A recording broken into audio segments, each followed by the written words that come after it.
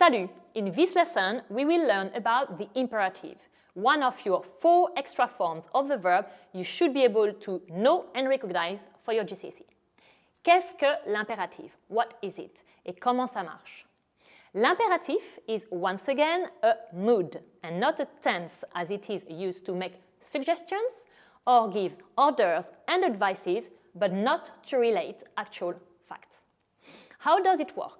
The imperative only comes into 3 forms. The tu form corresponding to you, the nous form corresponding to we, and the vous form corresponding to you but plural or formal, just like in English. As we don't give orders to ourselves or to a third person, such as he or they or me.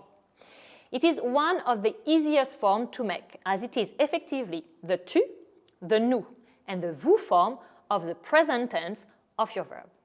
The only difference being that for the verbs of the first group, the regular one, ending in er, you will need to drop the s of the tu form. Remember, I always say you always need a s with a tu.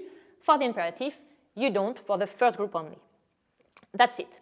So please have a look at your downloadable document where I have given you examples for each of the 3 groups, so it's best for you to understand.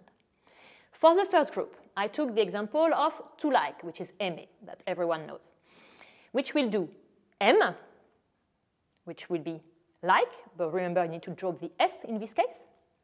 Aimons, which will be let's like, and then you will have aimer, like for the vous form, or you plural.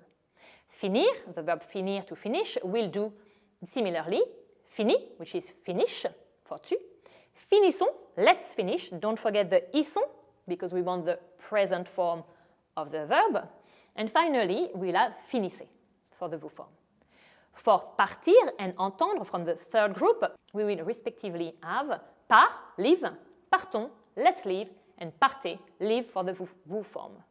And again, we'll have entend, don't forget the s, hear, entendons, let's hear, and entendez, hear again for the vous form. You will notice that the imperative form never uses a subject. You just need the form of the verb. That's it. It's just like in English. You won't say, you leave. That's not giving an order. You say, leave. I have used the same example on page 3 to illustrate the negation, where you will sandwich the verb with ne and pas as usual. Last thing, but not least, the irregular verbs. Et oui, I'm really sorry, even the imperative mood has irregularities, which will be our usual verb, être, which will do soit, soyons ou soyez. Avoir, to have, will do est, ayons ou ayez. But also, in this case, we'll have savoir, which will be sache, sachons, sachez. Savoir is to know. And finally, we'll have vouloir, which this one will only come at the vous form, veuillez. Note that the verb aller and faire, so aller to go and faire to do or to make, usually irregular, will here follow the normal rule. Voilà. Here is all you need to know on the imperative. Bravo! Have a go at the test. It's a very short one, and I will find you in the next video. Merci beaucoup et à très bientôt.